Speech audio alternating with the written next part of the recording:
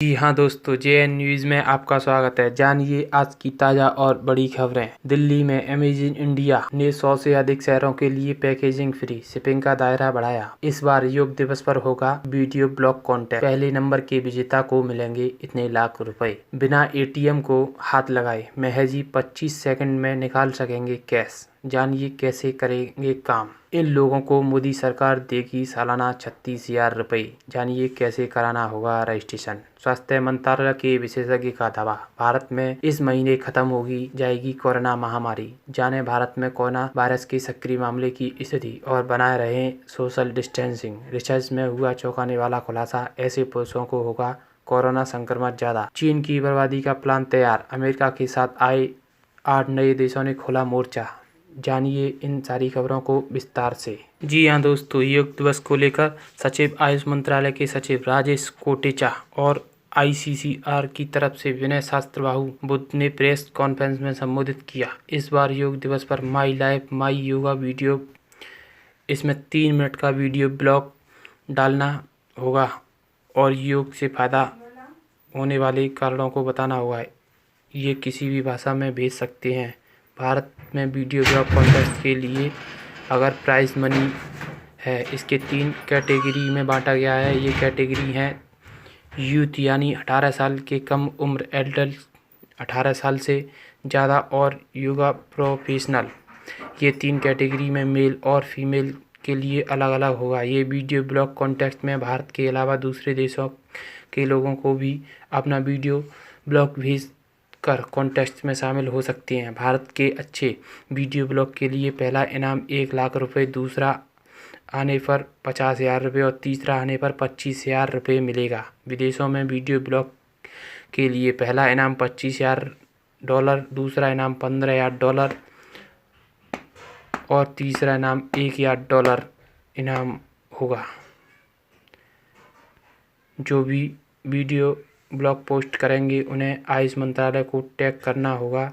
साथ ही कैटेगरी को लिखना होगा, जैसे my life my yoga youth, वही किस देश के हैं ये भी उस वीडियो में लिखना होगा, जैसे my life my yoga India, my life my yoga Russia इत्यादि। वीडियो ब्लॉग भेजने वाले सर्टिफिकेट दिया जाएगा। ये कॉन्टेस्ट 1 जून से शुरू हो चुका है। 15 जून तक एंट्री भेज सकते हैं। विजेताओं की घोषणा 21 तारीख को की जाएगी। आयुष मंत्रालय के अलावा माई गोव पर भी भेज सकते हैं। जानिए किन किन लोगों को मोदी सरकार देगी सालाना 36,000 रुपये। देश भर में कचरा उठाने वाले घरेलू कामगार, रिक्शा चालक, धोबी और खेतिहर मजदूरों जैसे असंगठित क्षेत्र में कामगार के लिए मोदी सरकार प्रधानमंत्री श्रम योगी मान धन योजना चलाती है। इस स्कीम के तहत केंद्र सरकार 60 साल की उम्र के बाद सालाना 36,000 रुपये की पेंशन देती है। सरकार के आंकड़े के मुताबिक देश भर में ऐसे 42 करोड़ से अधिक वर्कर्स हैं जिन्हें यह स्कीम के तहत लाभ मिलता है। 64.5 लाख से अधिक लोगों ने किया रजिस्ट्रेशन। इसके अलावा सरकार PM किसान मानधन योजना और लघु व्यापारी पेंशन योजना भी चलाती है। 6 मई तक इस स्कीम के करीब 64.5 लाख लोगों ने किया रजिस्ट्रेशन। आइए जानें इस स्कीम के बारे में। हम आपको बताएंगे कि किस योजना के तहत आपको भी रजिस्ट्रेशन करा सकते हैं। कौन ले सकता है स्कीम का लाभ। केंद्र सरकार की यह स्कीम असंगठित क्षेत्रों के लोगों के लिए। इसके तहत रजिस्ट्रेशन की उम्र 18 साल से 40 साल के बीच होनी चाहिए। साथ ही ध्यान रहे कि प्रतिमाह आमदनी 15,000 रुपये से अधिक नहीं होनी चाहिए। कैसे करें आवेदन। EPFO इंडिया की वेबसाइट पर अपने नज़दीकी कॉमन सर्विस सेंटर का पता लगा सकते हैं, इसमें रजिस्ट्रेशन होगा। इसके अलावा LIC के ब्रांच ऑफिस, ESIC, EPFO का केंद्र और राज्य सरकार के लेबर ऑफिस में भी जाकर आवेदन करा सकते हैं। कुछ राज्यों के श्रम विभाग खुद भी रजिस्ट्रेशन बढ़ाने के लिए अभियान चला रहे हैं। चाहिए सिर्फ 3 दस्तावेज, आधार कार्ड, IFSC कोड के साथ सेविंग या जनधन अकाउंट। Mobile number. किसे नहीं मिलेगा स्कीम का लाभ। संगठित क्षेत्रों में काम करने वाले व्यक्ति या कर्मचारी, भविष्य निधि, नेशनल पेंशन स्कीम या राज्य कर्मचारी बीमा निगम के सदस्य या आयकर का भुगतान करने वाले लोगों को स्कीम का लाभ नहीं ले सकेंगे। कितना होगा प्रीमियम? उम्र के हिसाब से प्रीमियम लगेगा। अगर कोई 18 साल की उम्र में स्कीम से जुड़े तो 55 रुपये प्रतिमाह जमा करना होगा। 29 साल की उम्र वाले को 100 रुपये प्रतिमाह, 40 साल की उम्र वाले को 200 रुपये देना होगा। यह अधिकतम प्रीमियम आपको 60 साल की उम्र तक जमा करनी होगी। आप जितना प्रीमियम जमा करेंगे उतना ही सरकार आपके नाम से जमा करवाएगी। जानिए किस महीने में ख़त्म हो जाएगी ये महामारी कोविड-19 महामारी। मध्य सितंबर के आसपास भारत से ख़त्म हो सकती है। स्वास्थ्य मंत्रालय के 2 जन स्वास्थ्य विशेषज्ञ ने यह दावा किया है, जिन्होंने इन निष्कर्ष पर पहुंचने के लिए गणितीय प्रारूप पर आधारित विश्लेषण का सहारा लिया। विश्लेषण के यह प्रदर्शित होता है कि जब जीवाणु 100% पर पहुंच जाएगा तो यह महामारी खत्म हो जाएगी। यह विश्लेषण ऑनलाइन जर्नल एपिडेमियोलॉजी इंटरनेशनल में प्रकाशित हुआ है।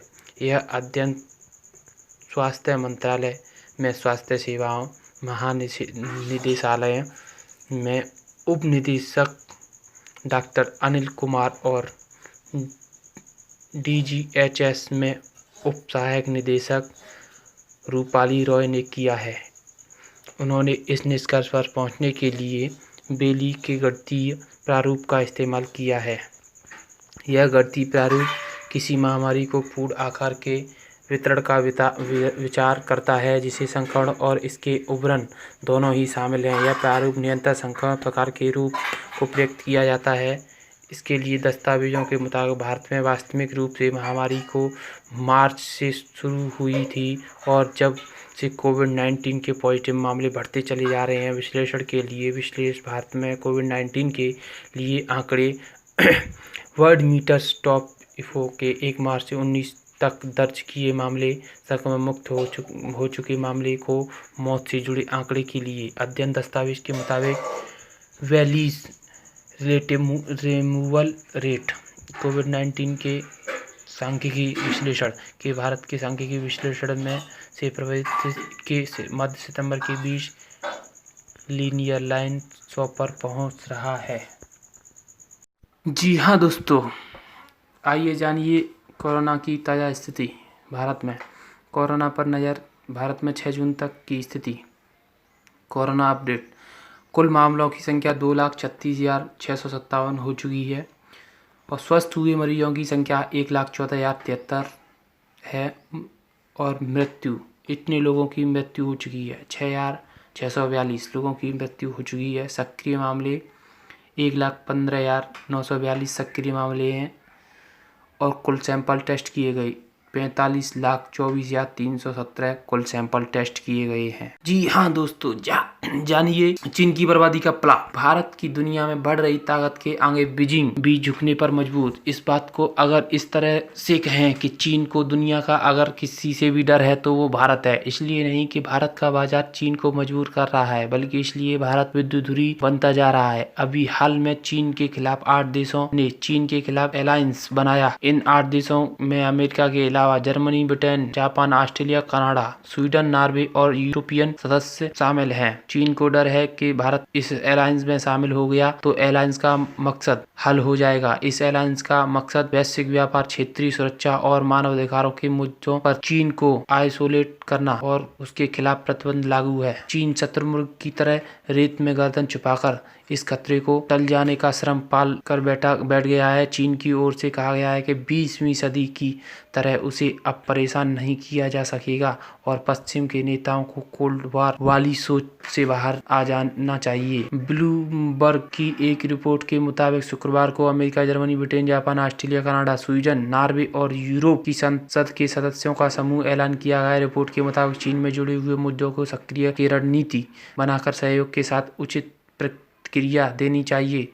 चीन के आलोचक और अमेरिका की रिपब्लिकन पार्टी को सीनेटर मार्गो रूबियो इस समूह के सह अध्यक्षों में से एक है। रूबियो ने कहा कि कम्युनिटी पार्टी के राज के चीन वैश्विक चुनौती पेश कर रहा है। एयरलाइंस का यह भी कहना है कि चीन के खिलाफ खड़े होने वाले देशों को अक्सर ऐसा अकेले करना पड़ता है, बड़ी कीमत भी चुकानी पड़ती है। कोरोना वायरस के फैलाने के बाद चीन और अमेरिका की भी संबंधों में तनाव बढ़ता जा रहा है, जिस असर दोनों के ट्रेड और ट्रैवल संबंधों को भी दिखने लगे हैं। चीन के एक कदम तुलना 1900 के दशक में ब्रिटेन, जर्मनी, जापान, फ्रांस, रूस, जापान, इटली और ऑस्ट्रेलिया, हंगरी के 8 नेशनल अलायंस से की जा रही है। चीन में ग्लोबल टाइम्स के मुताबिक इन देशों की सेनाओं ने बीजिंग को एक दूसरे में लूटपाट मचाई और साम्राज्यवाद के खिलाफ चल रहे यूहेतुआन आंदोलन को दबाने की कोशिश की। पेइचिंग ने चाइना फॉरेन अफेयर यूनिवर्सिटी को एक्टर की होल्डेंस का कहना कि चीन अब 1900 दशकों की तरह नहीं रहा, अब अपने हितों को चलने नहीं देगा। अमेरिका दूसरे देशों के प्रशासन तंत्रों को साथ चीन विरोधी सोच में शामिल करना चाहता है। पश्चिम में चीन के खिलाफ माहौल बनता जा रहा है ताकि अमेरिका को फायदा हो सके।